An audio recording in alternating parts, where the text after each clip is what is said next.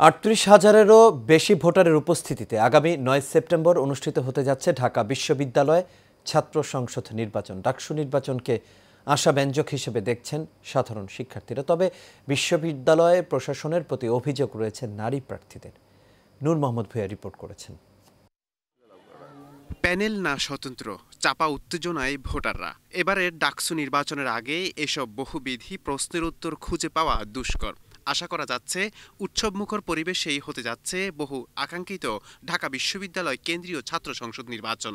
এখন পর্যন্ত শঙ্কার কোনো কিছুই আমরা দেখছি না, তবে মাঝে মধ্যে কিছু জায়গায় বিদ্বেষপূর্ণ কিছু কথাবার্তা শোনা যায়, বা মাঝে মধ্যে আমরা যেগুলো দেখলাম যে নির্বাচনের শুরু থেকে কিছু জায়গায় পোস্টার ছেঁড়া বা এই ক্যাটাগরি ছোটোখাটো কাজ ঘটেছে, যেটা আসলে অনাকাঙ্ক্ষিত।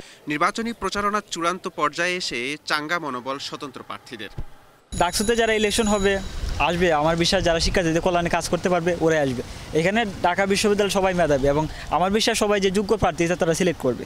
যে কোনো পলিটিক্যাল পার্টি সবাই মোটামুটি আপনার নিশ্চিত করতেছে যে না, আমরা একটা সুন্দর এবং সুশৃঙ্খল ডাকসু চাই এবং নির্বাচন সুন্দরভাবে হবে, এতটুকু আমরা বলতে পারি। তবে বিশ্ববিদ্যালয় প্রশাসনের প্রতি অভিযোগ নারী প্রার্থীদের। বিশ্ববিদ্যালয় প্রশাসনের অবদান নিয়ে কিছু বলার নাই আসলে, কারণ তাদেরকে কিছু বলার পরেও তারা যেই রকম স্টেপ নেওয়া উচিত সেই রকম আক্ষরিকভাবে ওরকম আমরা স্টেপ নিতে দেখি না।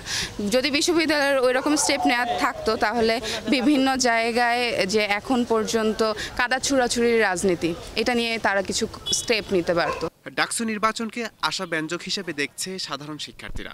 আমরা আশা করছি যে ওনারা ওনাদের যে প্রমিস দিয়েছেন সেটা রাখতে পারবে, যেহেতু নতুন জুলাই নতুন বাংলাদেশ হয়েছে, তো সেখানে এখনও অবধি সব কিছু আসলে ভালোভাবেই হচ্ছে, তো আশা করা যায় যে ভালো কিছুই হবে।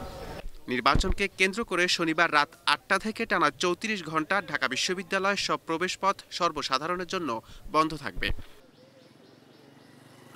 নূর মোহাম্মদ ভূঁইয়া, এশিয়ান টেলিভিশন, ঢাকা।